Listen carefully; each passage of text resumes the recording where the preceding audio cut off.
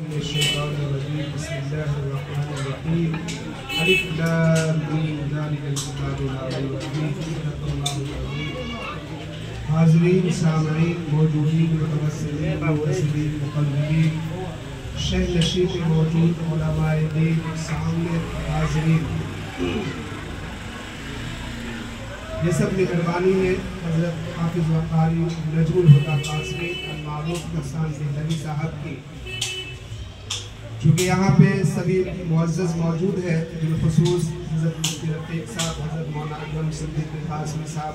حضرت مولانا افتخار قاسمی صاحب، امام و خطیب توکل مسجد حضرت مولانا عامر ظفر قاسمی صاحب، حضرت غلام نبی شمشاد حیدری قاسمی صاحب اور دیگر جن کا نام نہیں جانتا سبھی معزز ہیں۔ مجھے دوسرے پروگرام میں جانا ہے، اس لیے لیکن یہ چاہتا ہے کہ 5 منٹ کی اپنی باتیں، اپنی معلومات آپ کے سامنے پیش رکھیں۔ دیکھیے اس ہندوستان کی سرزمین پر 170 سال کو قائم کیے ہوئے دارالعلوم دیوبند کے قیام کے بعد اس ہندوستان کے ہر گوشے میں، ہر مسلک میں مدارس، مکاتب، جامعات، یونیورسٹیز، اکیڈمیز سب پر بلا واسطہ دارالعلوم کا فیض ہے، اس لیے کہ یہ ہندوستان آزادی سے قبل 556 ریاستوں کا حامل تھا۔ اس 556 ریاستوں میں بے شک علم کے پڑھانے والے، پڑھنے والے، عالم بننے والے، بنانے والے، درسگاہ، جامعات، مدارس، مراکز، مساجد سبھی چیزیں تھیں،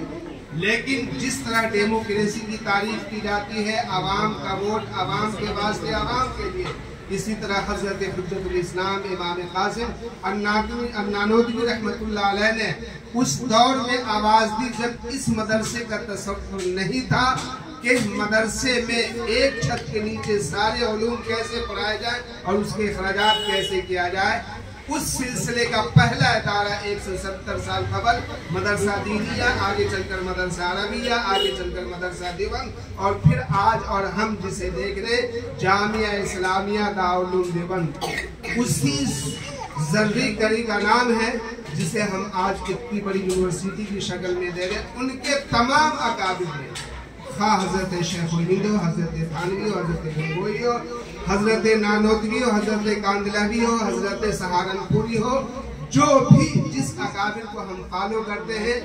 دل کے کانوں سے سنتے ہیں، محبت کی آنکھوں سے دیکھتے ہیں، ان سب کے سب نے جامعہ بنانے کے لیے، مراکز بنانے کے لیے، بڑی درسگاہ بنانے کے لیے اپنی اپیل نہیں کی، بلکہ سبوں کا مدعا، ماوا،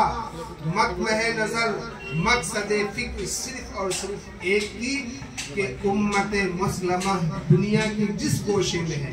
خواہ پوش کالونیوں میں ہے یا کچی جھگی جھوپڑی میں ہے، کچے مکانات میں ہے یا پختہ بلڈنگوں میں ہے، ان تک عقائد، ابتدائیات، قرآن کریم، دعائے معصورہ، ان چیزوں کو ان کے سینے میں ایسے پیوستہ کر دو کہ آج کے حالات کے تناظر میں ہم اہل خیرت، اہل اخبار، دنیا سے باخبر طبقات جو کچھ دیکھ سن رہے اور جسے دیکھ سن کر کے ہمارا کلیجہ پھٹ رہا ہے، کلیجہ منہ کو آ رہا ہے، ان سے ہمارے بچے اور بچے ہم سب محفوظ رہیں گے۔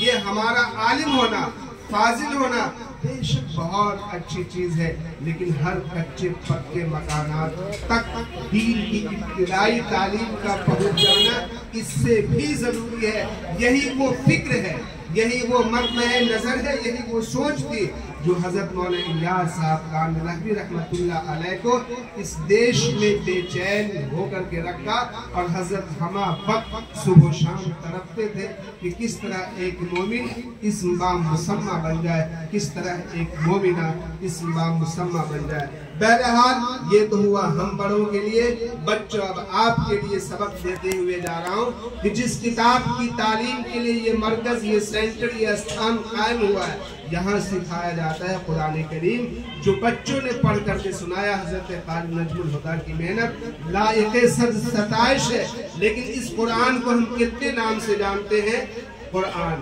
لیکن اس کے 5 نام ہیں بچوں. میں تلاوت کرتا ہوں. اِنَّ نَحْنُ نَزَّلْنَا الذِّكْرَ وَإِنَّ لَهُ لَحَافِظُونَ. ایک لفظ آیا ہے ذکر، یہ قرآن ہی مراد ہے. الف لام میم ذالک الکتاب لا ریب فیہ. کتاب لفظ آیا، یہ قرآن ہی مراد ہے. انہ لقرآن مجید فی کتاب موجود. اس میں قرآن کا لفظ واضح کھلا ہوا اور پینلی آیا جسے ہم کہتے بولتے سنتے ہیں. بہرحال احادیث مبارکہ میں بھی اس صحیفے کے نام مختلف اسماء سے ذکر کیے گئے ہیں. قرآن کریم میں 5 جگہوں پر 5 ناموں سے. قرآن کریم جس نام سے لیا جائے، پکارا جائے، کہا جائے، مراد ایک ہی اللہ کی آیات کا مجموعہ. اس مجموعے کو عافیہ عربک سینٹر پر ہمیں اچھے سے پڑھنا ہے اور ہر کچے پکے مکانات تک مکاتب کی تعلیم کو پختہ کر دینا ہے اکابر کی رائے سے. اور زندگی میں یہ تہیہ کرے اللہ ہمیں جو کچھ روزی دے، بہتر روزی دے، اس سے ہم اپنے بل پہ اپنے قوت بازو سے ایک مکتب دیہاتوں میں، کچی کالونیوں میں، غیر پختہ مکانات میں تعمیر کریں گے اور دینی تعلیم، رسول اور اللہ کی تعلیم کو ہر مومن اور مومنہ، بچے اور بچیوں تک پہنچائیں گے. زندگی کا اس سے بڑا سرمایہ اکابر علماء دیوبند کے پاس نہیں ہے کہ ہر پختہ مکانات تک کسی پر دونوں دارالعلوم دیوبند اور ان کی تمام شاخیں، حضرت مولانا الیاس صاحب رحمۃ اللہ علیہ کی جماعت اور ان کے تمام افراد اسی نہج پہ کام کر رہے ہیں. دوستوں بڑی خوشی ہوئی. میں معذرت کے ساتھ تمام احباب سے جو شہر نشین پہ موجود ہیں اور تمام احباب سے جو سامنے موجود ہیں، بالخصوص مولانا عامر ظفر، قاضی نجم الہدیٰ صاحب، غلام نبی شمشاد حیدر قاسمی، مولانا نگری اور تمام دوستوں سے معذرت کے ساتھ انہیں جملوں کے ساتھ آپ اور بسم بلبل سیر گلشن کر چلے، ایک اپنا باغ مالی، ہم تو اپنے گھر چلے. یہ بڑوں کے لیے ہے اور بچوں آپ کے لیے کہہ دیتا ہوں، باغ رہے گا پھول کھلیں گے، زندگی رہی پھر ملیں گے. اسی کے ساتھ اپنے رات قاسمی خالی اللہ علیہ وسلم.